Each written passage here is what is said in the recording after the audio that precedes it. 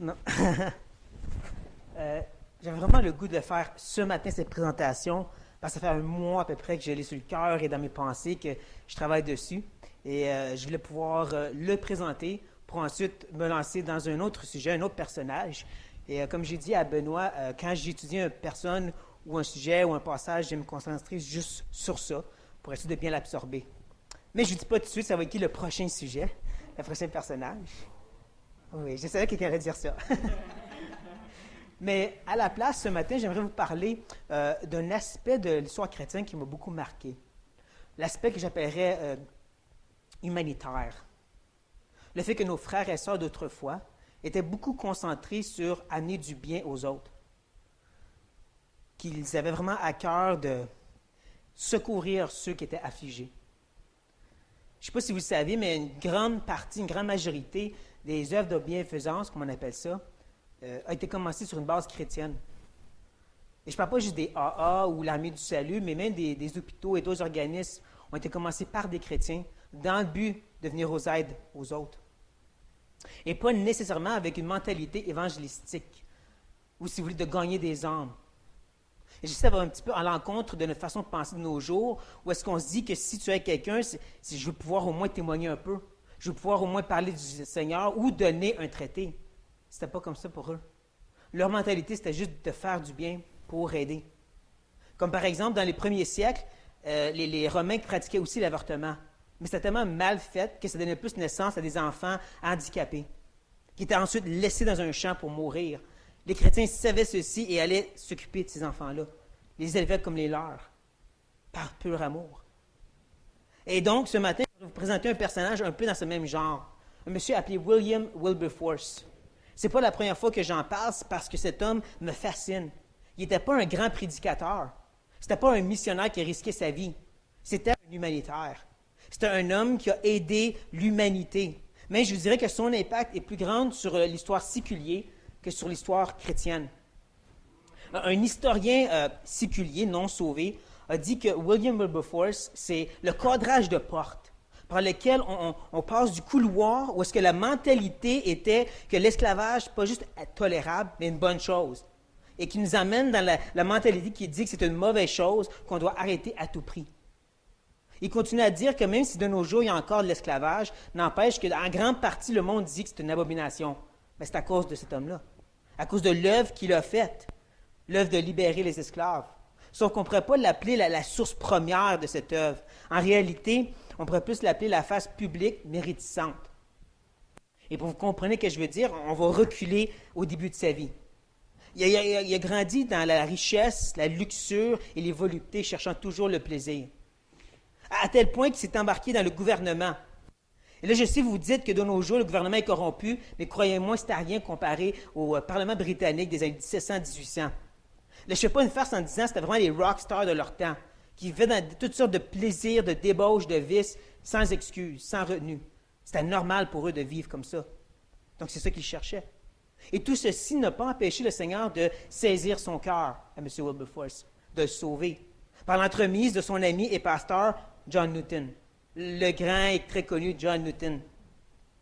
Mais quand William s'est converti, il y a eu une attaque de conscience, parce qu'il faisait partie d'un parti tellement horrible, le gouvernement, et c'est un peu comme de dire quel lien entre Christ et Bélial.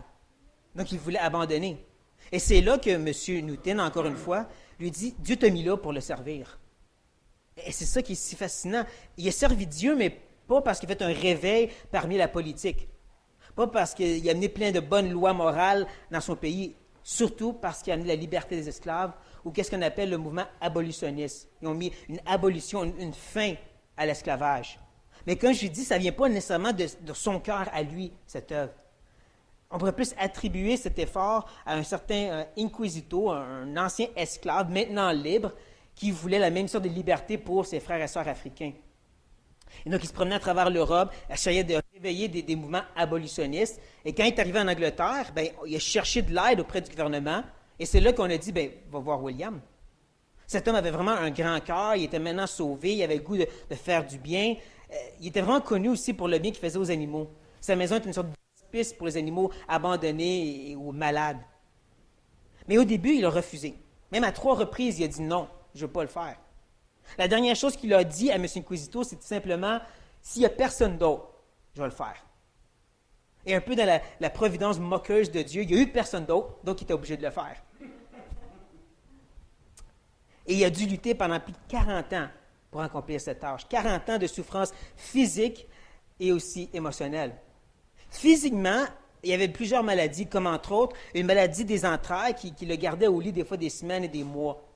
Et le médicament qu'on lui donnait, l'opium, ne l'a pas guéri, le plus rendu aveugle à la fin de sa vie. En plus, il y avait aussi une sorte de maladie dégénérative qui littéralement le pliait en deux. Et donc, à la fin de sa vie, son menton reposait sur son torse et il ressemblait au bossu de Notre-Dame. Mais il a continué quand même à travailler pour l'œuvre de libérer les esclaves. Et Jésus dit qu'émotionnellement, il y a eu beaucoup de difficultés. On pourrait littéralement dire que tous étaient contre lui, même les chrétiens. Et c'est raisonnable quand on réalise que la Bible ne nous parle jamais de faire des révolutions contre le gouvernement. Même que Paul dit aux Éphésiens et aux Colossiens que les maîtres devaient bien traiter leurs esclaves, mais il ne dit pas libérez-les. Dans 1 Corinthiens 7, il leur dit clairement que les esclaves ne doivent pas nécessairement chercher à être libérés, mais d'accepter l'état où ils sont. Donc, les chrétiens pouvaient lui dire, mais William, tu n'as pas de base biblique pour qu'est-ce que tu fais. Et il avait raison. Les gens du monde aussi, les non-sauvés, étaient vraiment contre ce qu'il faisait. Les journaux s'attaquaient à lui, s'attaquaient à sa personne, à sa stature physique. Même des fois, on disait toutes sortes de menteries comme il était un batteur de femmes. Sauf qu'à ce moment-là, il n'était pas marié. Je ne sais pas si vous comprenez un peu la logique. C'est dur de battre ta femme quand tu n'as pas de femme. Mais ceci n'a pas empêché qu'on a continué à s'attaquer à lui, à l'appeler un traître. Traître pour tout l'Empire. Et il faut comprendre que les marchands d'esclaves, c'était plus que juste des gens qui avaient le gouvernement dans leur poche. C'était littéralement le soutien économique du pays. C'est comme de nos jours aux États-Unis avec le pétrole. Si tu enlèves cette industrie, c'est possible que leur économie s'écroule. Et c'est exactement ce que les Britanniques avaient peur. Si on fait des changements, on pourrait perdre tout notre grand pouvoir, notre bel gros empire qu'on a construit pendant des centaines d'années. En plus, personne ne savait comment les esclaves étaient traités. Comment ils étaient volés de leur famille, maltraités sur les bateaux, plusieurs mouraient. Personne ne savait ça. Nous, maintenant, on lit les livres d'histoire, mais les autres, ils étaient complètement aveugles. Tu n'avais pas de Facebook, tu n'avais pas d'Internet, de Google ou quoi que ce soit, tu ne savais pas. Et donc, William a dû leur montrer, par toutes sortes de manigances et d'efforts, à quel point c'était horrible les traitements des esclaves. Pour leur dire, là, vous le savez. Vous ne pouvez pas dire, vous ne savez pas, mais vous pouvez décider de détourner vos regards. C'est là que les lois ont été plus prêtes à écouter ces projets de loi, je devrais dire. C'est là que justement, il a pu commencer à amener ces idées. Sauf qu'au début, ils n'ont pas trop voulu les accepter telles quelles, ils ont voulu les modifier. À place de mettre fin à l'esclavage, on va modifier un peu la situation. On va dire que les marchands d'esclaves peuvent prendre environ 5 000 esclaves par bateau à place de 10 000. Mais ça, on va l'obliger seulement dans 10 ans. En se disant, dans 10 ans, ils vont oublier tout ça. En disant, William ne serait même plus là pour nous empêcher. Mais lui continue à pousser. Il réussit à passer une loi plus raisonnable auprès de ce qu'il appelait la Chambre des communs, mais s'est arrêté dans la Chambre des seigneurs. C'est comme si ça passait au provincial, mais pas au fédéral. Donc, vous savez comment c'est au fédéral que tout se fait. Donc, la loi se dissout. Et c'est seulement après plusieurs années, je dirais des décennies, qu'enfin il y a une petite victoire. On passe une loi qui dit que les marchands d'esclaves ne peuvent plus vendre aux étrangers. Qui ne semble pas comme une victoire, jusqu'à temps qu'on réalise que 90% de leurs revenus, c'était des ventes aux Français et aux Américains. Pas besoin des experts en économie pour comprendre que si tu enlèves 90% du revenu, ça ne tente plus de trop faire cette entreprise. Et donc, le marché se dissout. Mais il reste encore des esclaves à travers tout l'Empire. Ce n'est que, comme je dis 40 ans plus tard, enfin, une vraie loi va être passée qui va libérer les esclaves à travers presque tout l'Empire britannique. En passant, ça c'est avant toute l'Europe, avant les Amériques, avant qui que ce soit d'autre. Ça a commencé ici, par l'œuvre de M. Wilberforce. Le lendemain qu'il apprend cette bonne nouvelle, il meurt.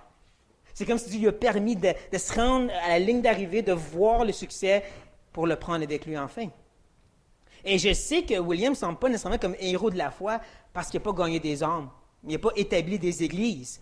C'est parce qu'on oublie des fois que le but sur la terre, ce n'est pas de sauver des âmes, c'est de glorifier Dieu, n'est-ce pas? C'est de refléter sa beauté, sa bonté, son amour, sa grâce à un monde qui est déchu, un monde qui est sous l'emprise de Satan, un monde qui est si aveugle qu'il ne se rend pas compte qu'il est souffrant. C'est à eux qu'on doit montrer Dieu. Et donc, laissons Dieu ressusciter les morts et nous de présenter ce grand Dieu. Et j'ai aucun doute de dire que William Wilberforce a accompli cette tâche-là.